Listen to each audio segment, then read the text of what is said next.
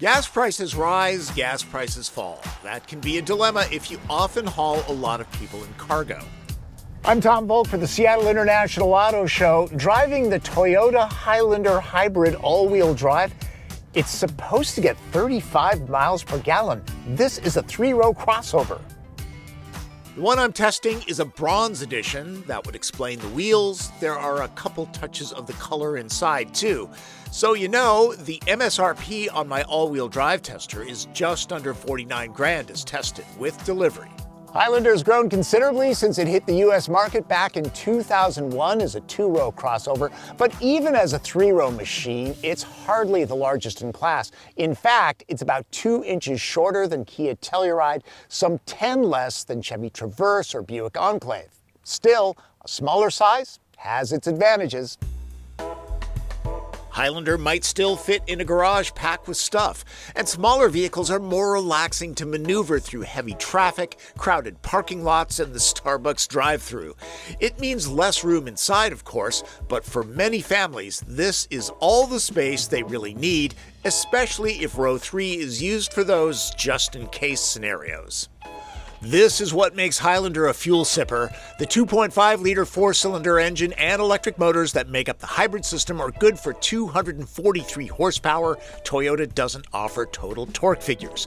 Generally, there's little sound firing up, though the engine will kick on in low temperatures. Adding the all-wheel drive E system is just under $1,200, a bargain. An electric motor drives the back tires, no drive shaft. It drops the EPA average efficiency rating by just 1 mpg to 35 miles per gallon and probably helps resale. The eCVT transmission gets the kind of selector that I prefer, with simulated manual shifts done here, no paddles.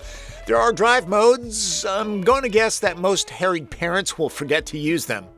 Most people aren't looking for a hot rod in this segment, but they want enough power to move the family safely. The Highlander Hybrid will do the 0 to 60 dash in just over 7 seconds or so. The all-wheel drive E-motor powering the back rubber doesn't add significant power, only traction when needed. Max towing is 3,500 pounds for both front and all-wheel drive Highlander hybrids. If there's any doubt, the hybrid system is completely seamless, right down to the pedal feel between regenerative braking and the actual physical disc brakes. I mean, come on. It's Toyota. It's had decades of experience with this powertrain. One thing, when you put your foot into the accelerator, there can be some of that rubbery dynamic, kind of expected. You'll hear the gas engine kick on smoothly when needed. It's what hybrids do.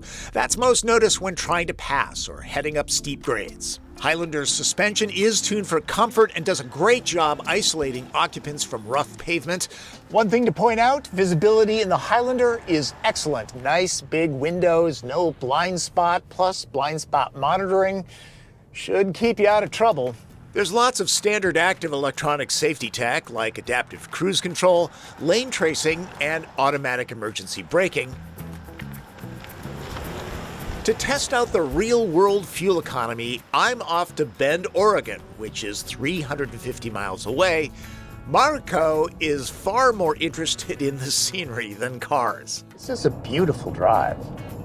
You're much more interested in Mount Hood than the car, aren't you? Not a car person. That's okay. Good balance. Keep in mind, there's a lot of elevation change, plus it's just below freezing. Getting a little icy out here. None of this helps fuel economy. The roads are clear though, and all-wheel drive isn't really necessary. Leaving the shadow of Mount Hood, conditions are much better. So one of the reasons I took this on a long road trip was to check the real-world fuel economy. I mean, this is a three-row crossover. The EPA says a 35 mile per gallon average. It's getting 33. Does that sound impressive to you? I know you're not a car person. No, that does sound impressive. Yeah, really good. It's good. It's a family crossover. Order the Bronze Edition and the cabin will look like this, period. The heated seats are a combination of cloth and synthetic cowhide. We had no comfort issues after 800 miles of driving. The only real options available on the Bronze are all-wheel drive and a digital mirror that's great when cargo is loaded to the ceiling. Row 2 has got all the normal stuff. You can maximize legroom or show those in back a little respect. I think they're going to need it. These recline, and you've got armrests. These chairs are not heated on the Bronze. The expected cup holders, storage slots, and cubbies are here. A separate climate zone and ways to power devices too. If you want a panoramic roof, move up to the Platinum version. At least the windows get an upgrade. Getting into the way back is easy enough. I would say this space is best for humans 5 feet tall and under. With all the seats used, there's 16 cubic feet of storage, and there's some room under the load floor to stash things out of sight, plus a spare in case you do the light off-roading that Highlander is good for. There's 8 inches of ground clearance. With seating for 4, it's a solid 48 cubes, perfect for families. Drop those captain's chairs, and Highlander has 84 cubic feet to fill up. Need more room but like the fuel economy of the Highlander Hybrid? Toyota has the Sienna van, and it can be had with all-wheel drive. For some buyers, this could be the sweet spot, especially a family of 4. I mean, it has all-wheel drive, unbeatable fuel economy, plus a 3rd row, just in case you have those seating emergencies. Raising a family is tough enough. Choosing the right vehicle is like having the proper tool for the job. Everything goes a lot smoother. Highlander Hybrid is a comfortable, fuel-sipping choice. Check it out at your local Toyota showroom. For the Seattle International Auto Show, I'm Tom Voelk.